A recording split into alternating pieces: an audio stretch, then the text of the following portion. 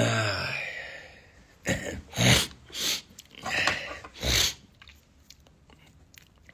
Boa noite. Que a bendita graça de Jesus seja sempre tão plena sobre a sua vida e toda a sua família.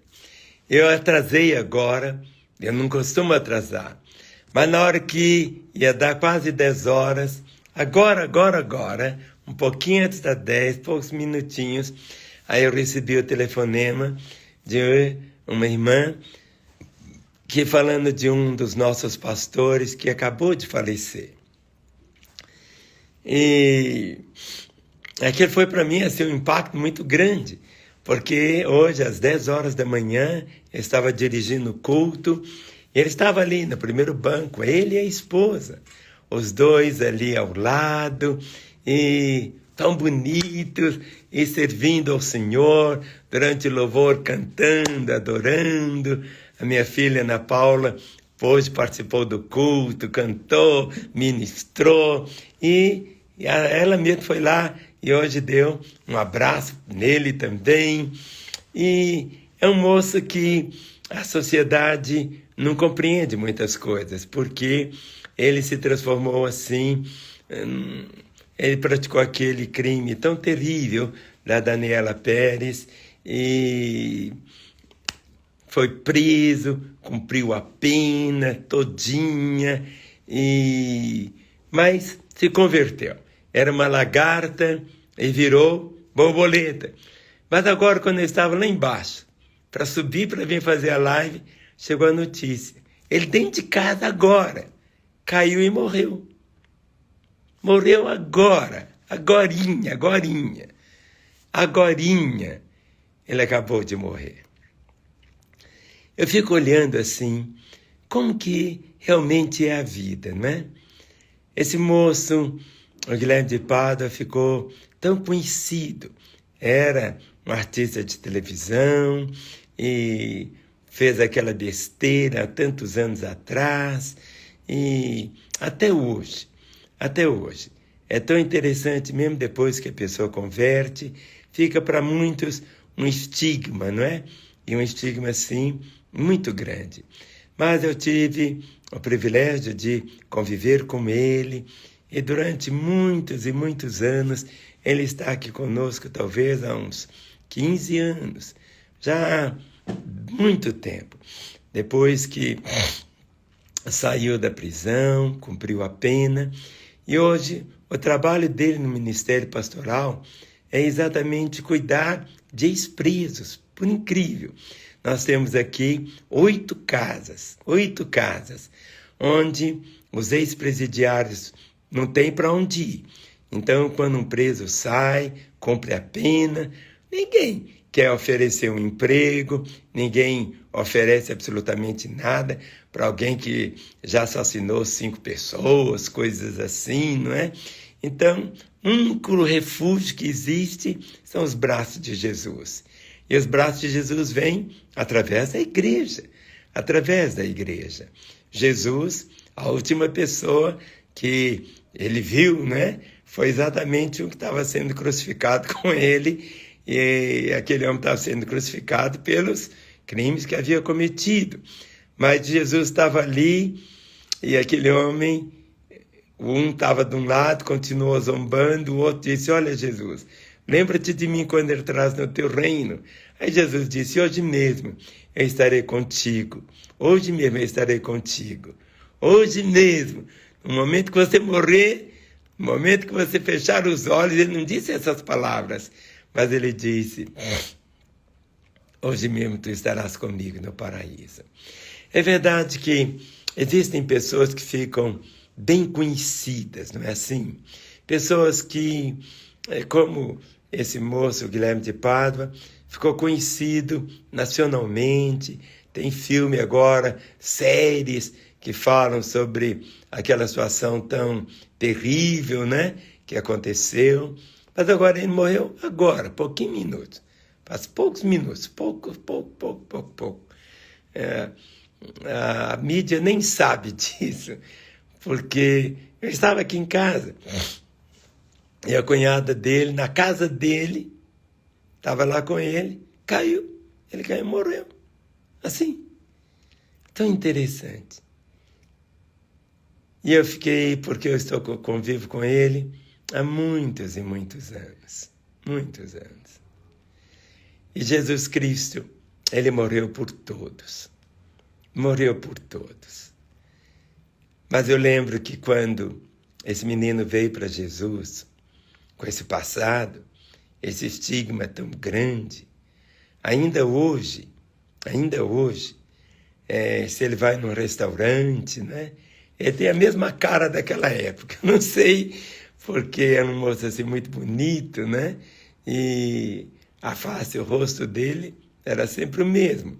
Então, se ele estava no restaurante, vinha alguém e cuspia nele, coisa assim, né? Porque onde ele chegava, as pessoas... Mas agora, a mensagem do Evangelho é essa. O lugar das pessoas, Deus não faz acepção de pessoas. O que faz acepção de pessoas é uma coisa assim, muito complicada, muito terrível. Mas nós temos que ter esse entendimento. Por isso que nós temos que pregar o Evangelho para todo mundo. Todas as pessoas, todas as pessoas, todas as pessoas. E agora, enquanto a pessoa não tem Jesus, ela não pode dar o que ela não tem. Enquanto a pessoa não tem Jesus, ela não tem consciência.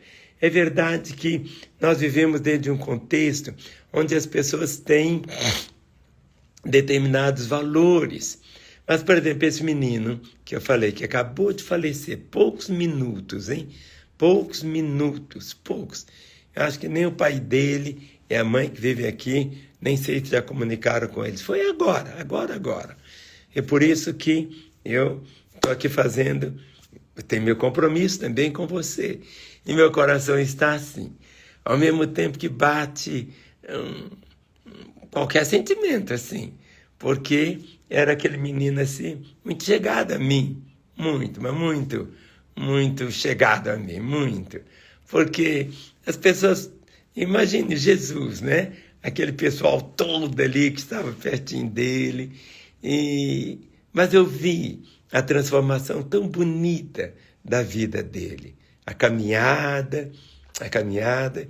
E ele me ajudava muito, porque eu não tenho essa habilidade de mexer no telefone. E quem cuidava assim no meu telefone até era ele, sabe? Porque eu não sabia mexer e eu deixava muita coisa para ele fazer. Eu não tinha habilidade, ele fazia para mim. E o ministério dele tinha um nome muito bonito, né? Recomeço. Porque aqui em Lagoinha nós somos uma igreja que queremos assim, nós temos um slogan que diz: uma igreja grande para servir, mas muito pequenininha para se importar. Nós nos importamos com cada pessoa. Por exemplo, hoje, o culto, quando termina, eu fico lá na porta, um por um, e para mim é uma alegria, não só dar um abraço, estender as mãos, depois termina o culto, e aí que pessoa quer tirar retrato comigo, faz uma fila enorme, e até quem cuidava dessa fila para tirar o retrato, uma foto era exatamente o Guilherme. Ele ficava ali olhando as pessoas, no sentido assim, porque era muita gente, né? E eu gosto disso, sabe? Eu gosto de gente. E durante esse tempo.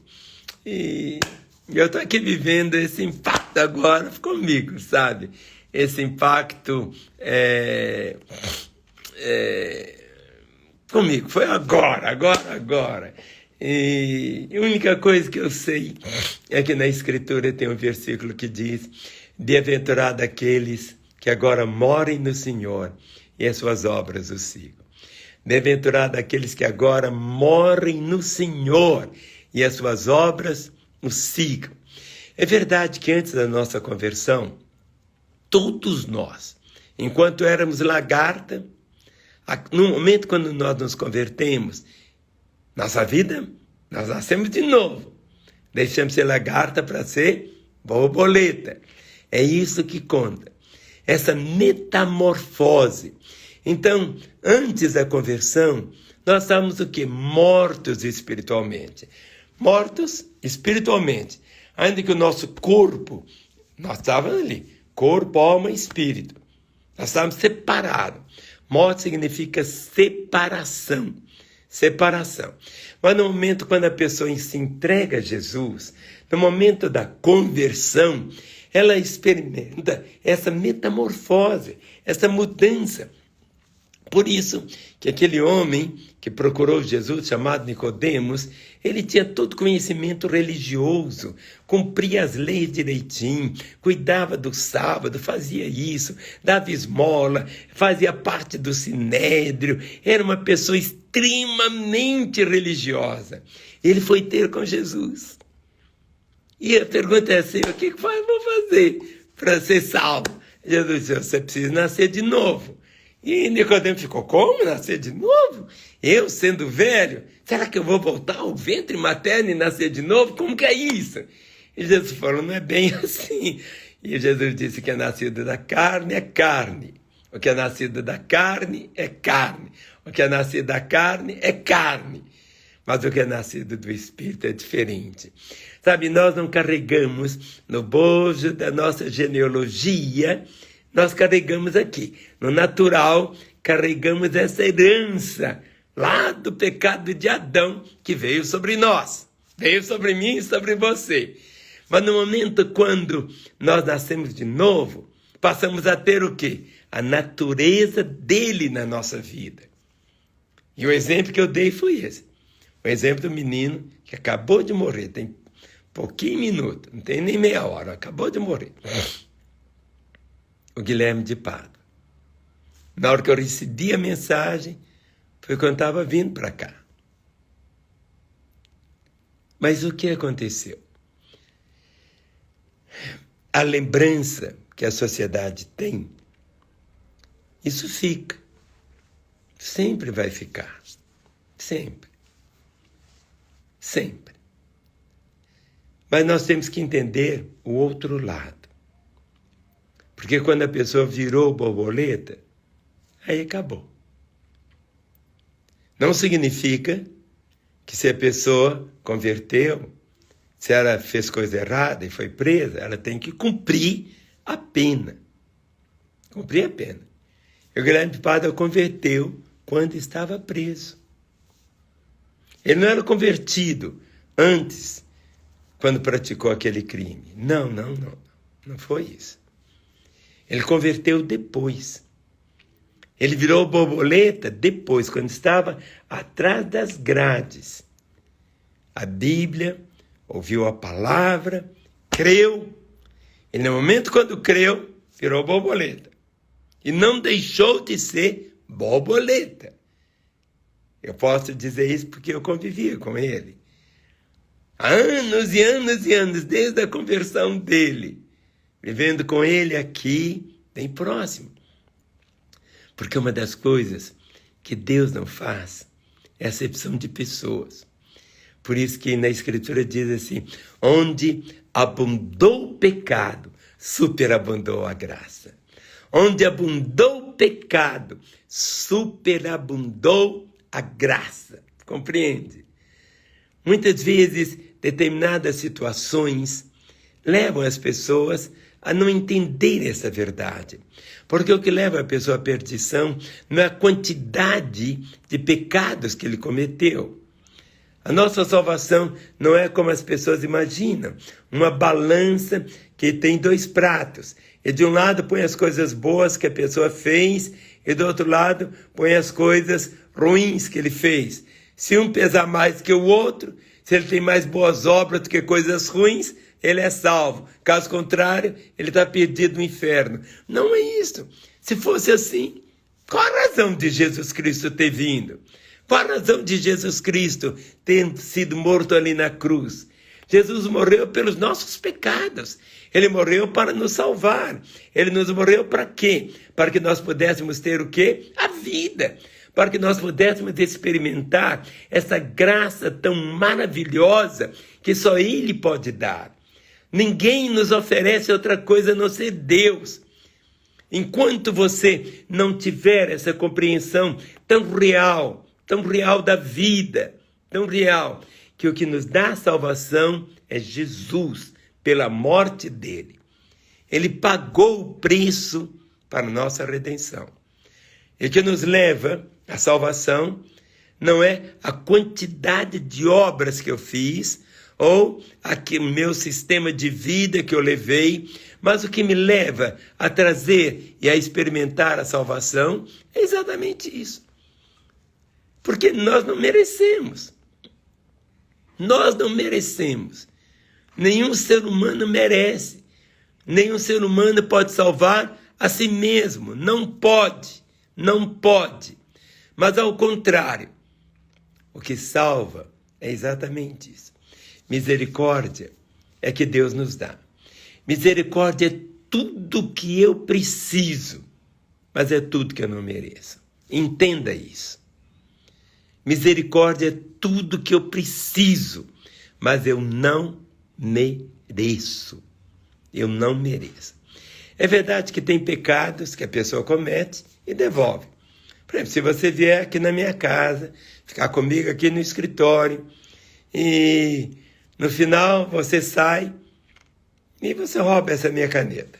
Essa caneta foi um irmão tão precioso que eu tive, um colega de ministério que me deu.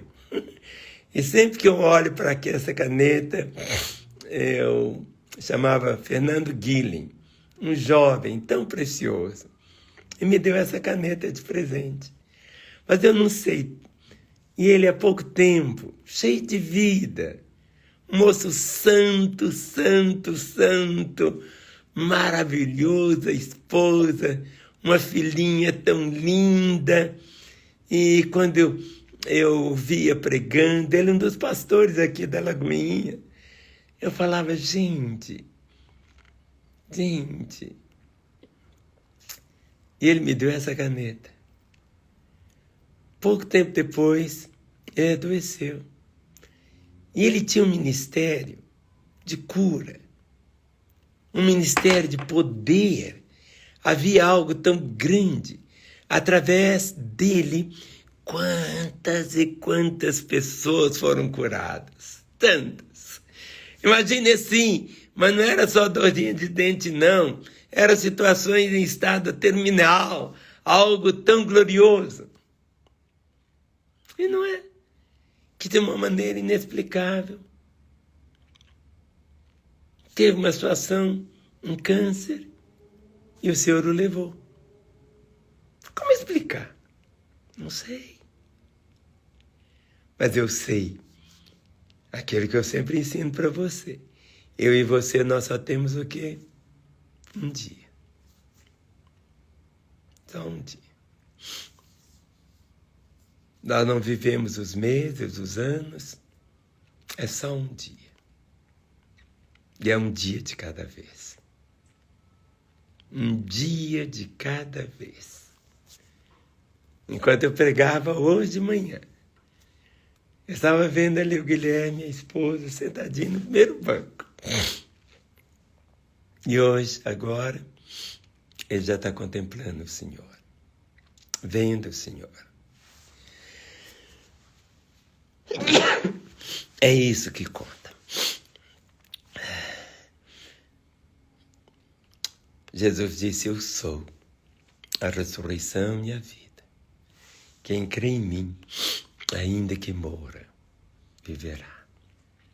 Ainda que eu ande pelo vale da sombra da morte, não temerei mal algum, porque tu estás comigo. Se vivemos, por Senhor vivemos. Se morremos, por Senhor morremos. Sorte que, quer vivamos, quer morramos, somos do Senhor. Esta é uma nova semana. Nem eu, nem você sabemos se vamos acordar amanhã. Mas algo que nós temos que ter. A Bíblia diz, prepara-te, ó homem, para te encontrares com o Senhor teu Deus. procure viver cada dia uma vida pura, uma vida santa, uma vida íntegra. E o melhor lugar para viver, eu fico olhando esse pastor ali com a ovelhinha nos braços. Eu me vejo nos braços de Jesus. O Guilherme viveu, depois que ele virou borboleta, nos braços de Jesus. As lembranças do passado, nós não temos o botãozinho do delete para apagar. As consequências ficam. Mas como termina é que se conta. Tudo na vida é como termina é que conta. Antes, era uma lagarta, do lado de fora muito bonita, mas que fez o que fez. Mas um dia, nasceu de novo, virou borboleta. Virou borboleta. E os céus hoje o receberam. Eu abençoo você para que você tome novamente essa disposição de viver inteiramente para o Senhor, para a glória dele, em nome de Jesus. Amém. Pai, eu quero abençoar nesta hora a família do Guilherme. Seus pais estão idosos, irmãos. Invoco a tua bênção sobre a casa dele. Invoco a tua bênção sobre a esposa que ele deixou. Invoco a tua bênção, ó Pai, sobre todos aqueles ex-presidiários que ele cuidou e dos que estão cuidando. Ó Deus, que tu levante outras pessoas para poder continuar fazendo o ministério que ele estava fazendo de uma maneira tão bonita para a glória do teu próprio nome. E eu abençoo esse coração, esse que está aqui, olhando eu para ele, para que ele possa viver a melhor semana da sua vida, em nome de Jesus. Amém. O Senhor te ama e eu te amo também. Um beijo.